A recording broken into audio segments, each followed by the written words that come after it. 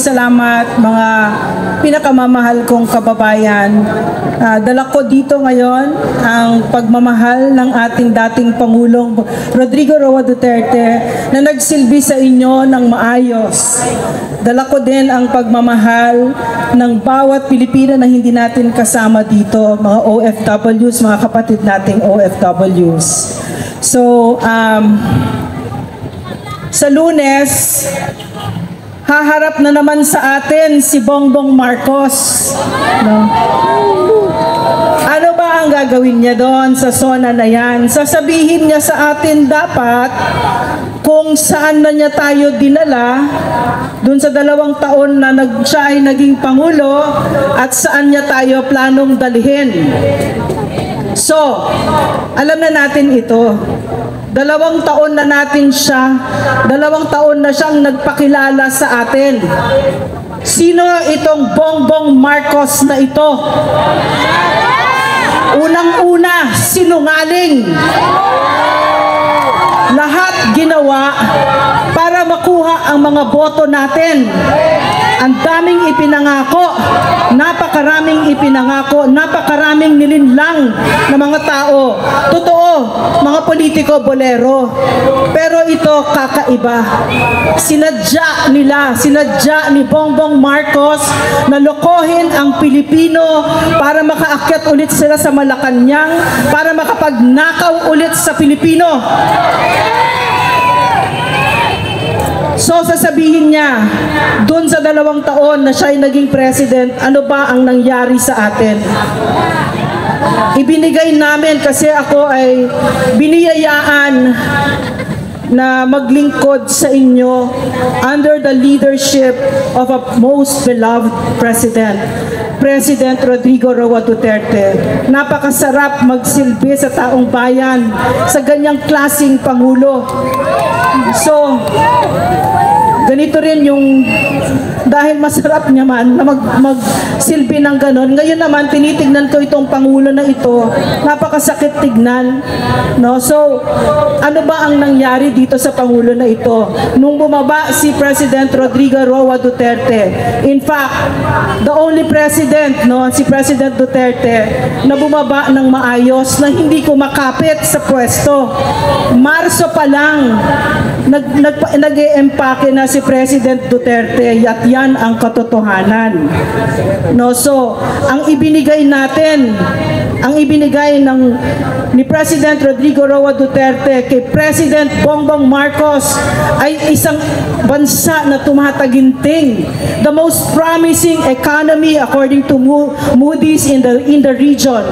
Nasa na tayo ngayon after 2 years with Bongbong Marcos? The worst, the most underperforming economy in Asia according to Moody's. Ano pa? Saan pa niya tayo dinala? Dinala pa niya tayo pinakamataas na kagutuman, pinakamataas na kahirapan, poverty and hunger index, pinakamataas. Ano pa? Yung drugs, andyan na naman. So, yung crime rate, andyan na naman. Hindi nga pinag-uusapan ngayon, no? Yung mga krimen na ginagawa sa atin. Kasi, most serious of all, pinakaseryoso, dun sa 2 taon na binudol tayo ito ni Bongbong Marcos. Lahat ng karapatan natin na napakahalaga, inapakan niya at niyurakan niya. Nakakita ba kayo ng media ngayon? Mga inutil ang media ngayon. Nakakahiya. Mas tahimik pa sa sementeryo ang media ngayon. Walang kahihiyan. Alam niyo kung bakit? Kasi ang information power. So ang gusto nila ang Pilipino ignorante at walang power.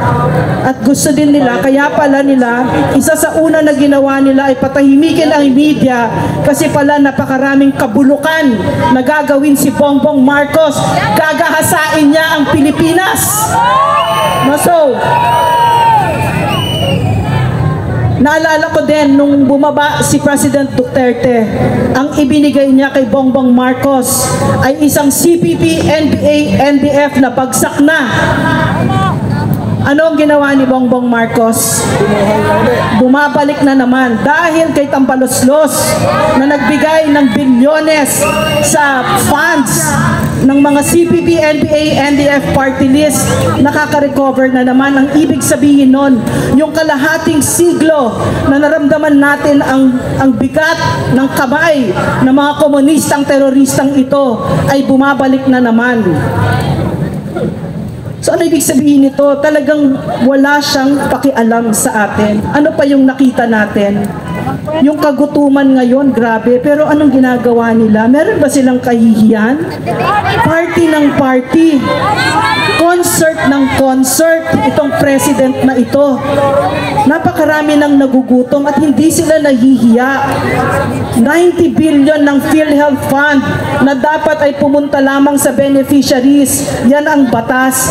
Hiningi nila 500 billion sa ayuda. Ilan pa yung napakarami, humingi pa ng 800 billion na unprogrammed funds. Ano ba yung unprogrammed funds? Nalabag sa batas yun, ha? Ano ba yung unprogrammed funds? Ibig sabihin, hindi nila sasabihin kung saan nila iginastos yun. At ginawa nila yun habang nagugutom ang ating mga kababayan. Wala talagang kahihiyan, walang kapasidad, mahiya itong president na to at yung asawa niyang butod. Ang asawa niya.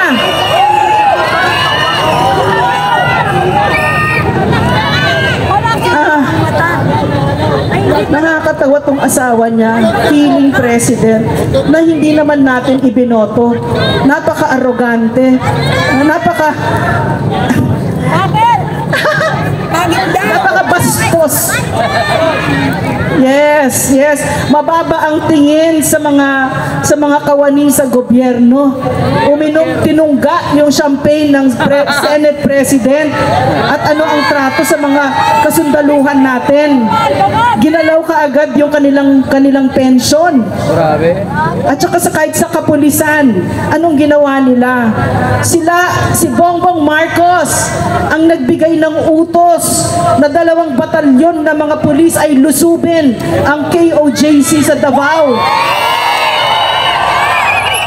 At itong mga hindi lang 2 batalyon ng Special Action Forces, CIDG, meron pang SWAT, meron pang snipers, meron pang helicopters. At sino ang hinarap nila? Mga sibilyan, mga church workers, mga missionaries, mga bata. No. So yan na, at tapos nung nag-press conference ang PNP, sila pa yung nagsinungaling. Sinabi nila, itong mga unarmed civilians, mga bata, ay sila daw ang inatake. Sila na mga naka full gear, high caliber. So, under President Rodrigo Roas Duterte's watch, the PNP enjoyed its highest trust ratings. Pinagkakatiwalaan sila. At ang AFP ay gayon din. No, so, dahil sa leadership nitong president na ito na bangag, lahat sa gobyerno apektado. Lahat apektado. Alam nyo, sinasabi ko yan bilang isang doktor, yung term na yan na bangag. Kasi concerned ako dyan eh. Kasi nakikita ko dito sa 2 taon na ito, anong klaseng pag-iisip meron ito?